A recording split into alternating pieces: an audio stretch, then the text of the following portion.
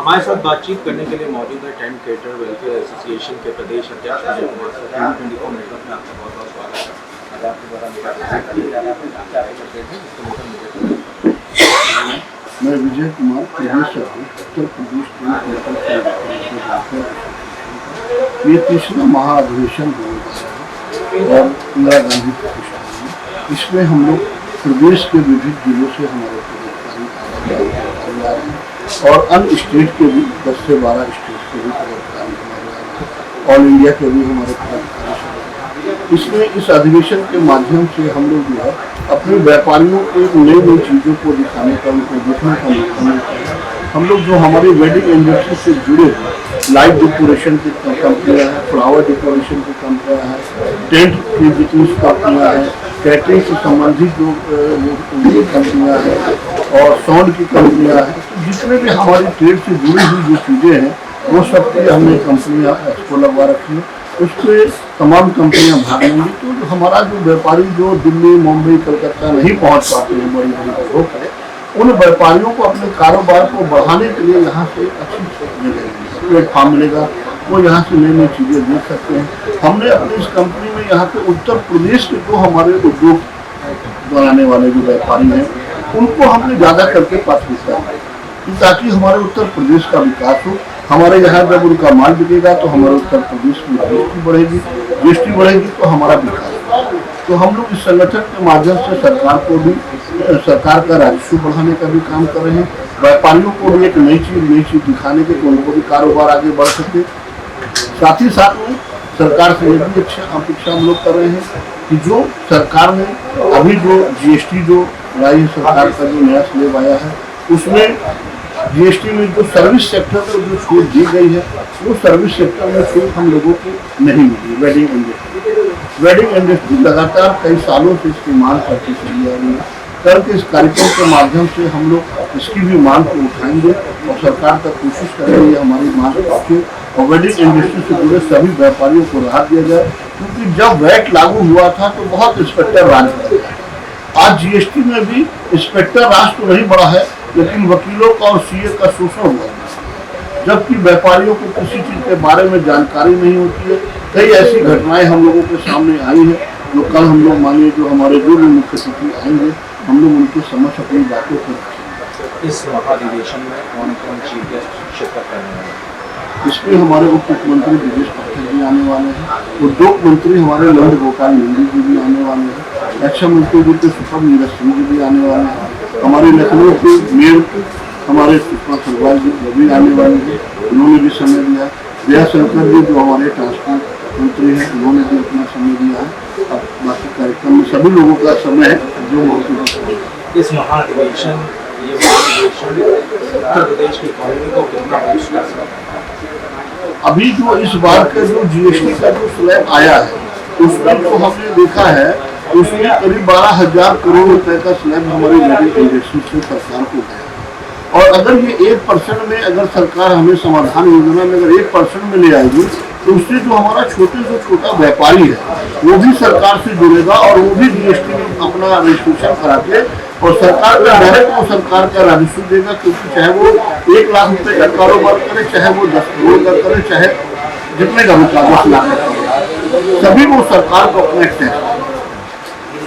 योगी जी कहते हैं Uttar Pradesh ease of doing business में अग्रणी है। एक व्यापारी होने के नाते क्या उनके दावे और वादे आप सही मानते हैं? योगी जी हमारे कोशिश बहुत अच्छी करते हैं, उनकी प्रयास बहुत अच्छी है, लेकिन जो सरकार में बैठे जो प्रशासन में जो अधिकारी है वो व्यापारी हित के लिए कभी उन्होंने आज तक काम नहीं किया।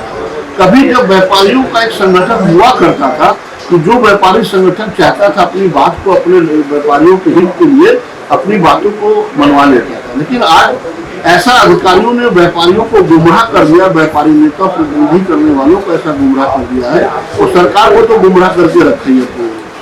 तो जो योगी जी की सोच है उससे तो मैं पूर्ण रूप से संतुष्ट हूँ, लेकिन जो अधिकारियों की नीति है वो ठीक नहीं है।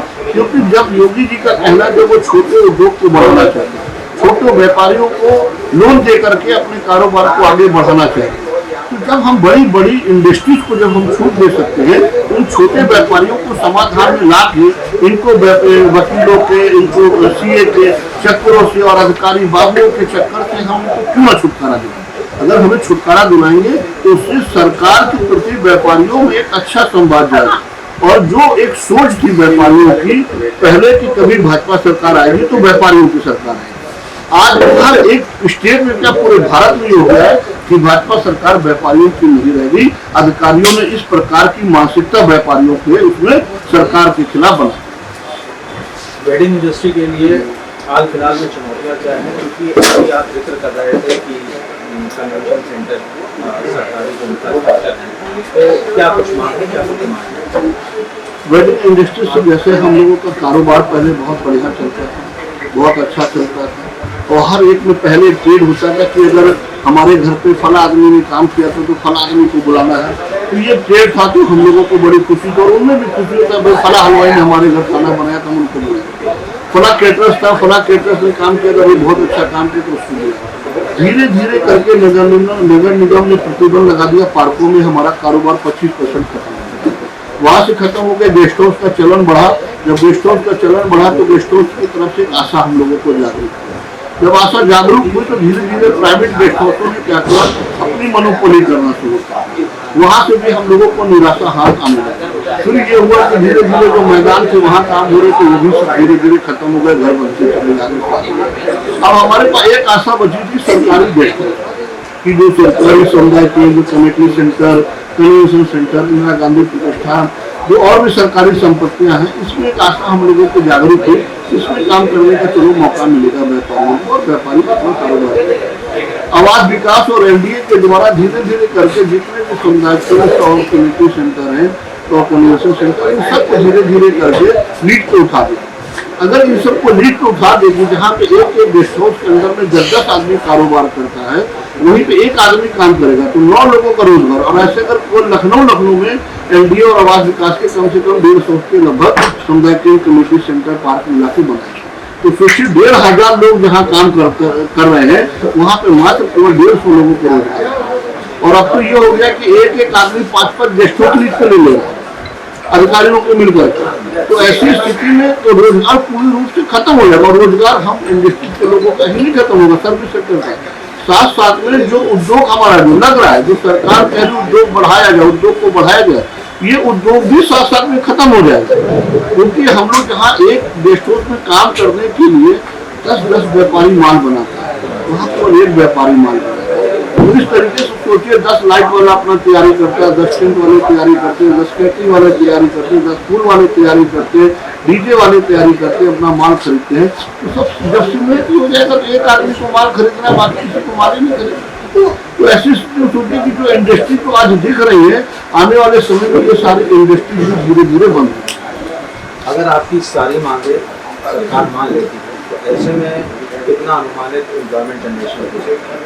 सरकार को फिर ऐसे जो सरकार को जितना जीएसटी आ रहा है, ये सवाल जस्ट उसका डबल सरकार को इसका जो है जीएसटी प्राप्त होगा वेडिंग इंडस्ट्री। तो एसोसिएशन की तरफ से महाधिवेशन का आयोजन होने जा रहा है, जहां पर तमाम व्यापारी हिस्सा लेंगे। साफ तौर पर एसोसिएशन की तमाम मांगे भी हैं। अब देखना ये होगा सरकार इन मांगों पर क्या कुछ कार्रवाई करती है। कैमरामैन नफीस के साथ मैं सचिन तिवारी, TV24 नेटवर्क।